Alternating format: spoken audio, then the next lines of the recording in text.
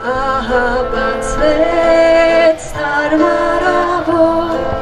ջարդ է թափում սարին կարի, շաղ են շողում ծաղիկ ու խոր,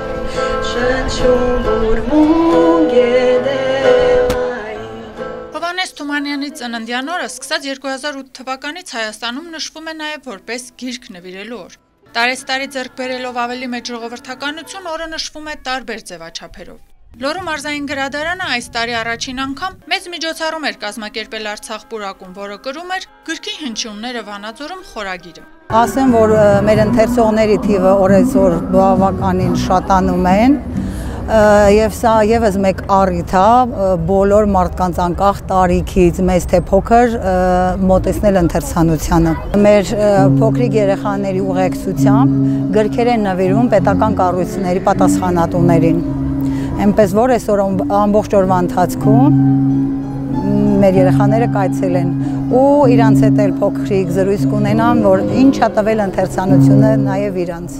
Երաժշտական եւ պարային կատարումներ, բեմականացում, ասմունք, բարձր տրամադրություն եւ ընթերցասերների համար գեղեցիկ անակնկալ, սեղանների եւ դարակների վրա դասավորված գրքերի մեծ ընտրանի, որտեղ յուրաքանչյուրը կարող էր գտնել եւ վերցնել իր նախընտրած գրականությունը։ Դրված է վերցնելու համար օրվա խորհրդին համապատասխան, այսինքն մենք ինքներս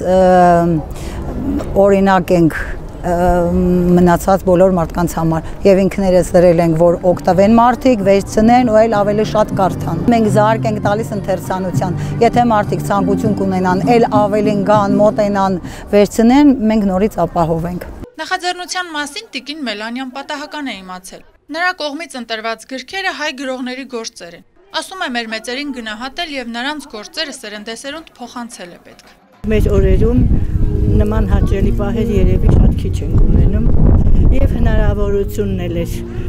հաճելի ու լավ, որ կարողացանք նման գրքեր ձեռք բերել։ Կարդում ենք աղջիկ ջան։ Կարդալը շատ լավ բան է։ Շատ լավ բան է։ Խորհուրդ կտամ բոլորն էլ օգտվեն գրքերից, սա մեծ հարստություն է։ Մեր պատմությունն է, մեր մշակույթն է, մեր հոգևոր հարստություն։ Կուզենամ, որ միշտ մարդիկ ընթերցեն։ Ամենակարևոր բանը այս կյանքում գիտելիքն է, որը մարդուն երբեք չեն կարող գողանալ։ Իսկ եթե մարդը խելացի է, կրթված է,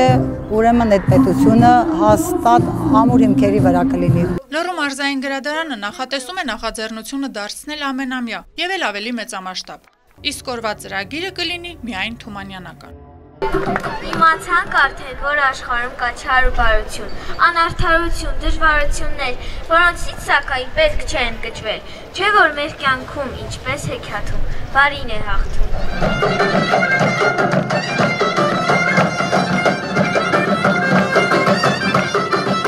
Աշխեն Սուքիասյան, Հայկ Վարդանյան, Թղթապանակ։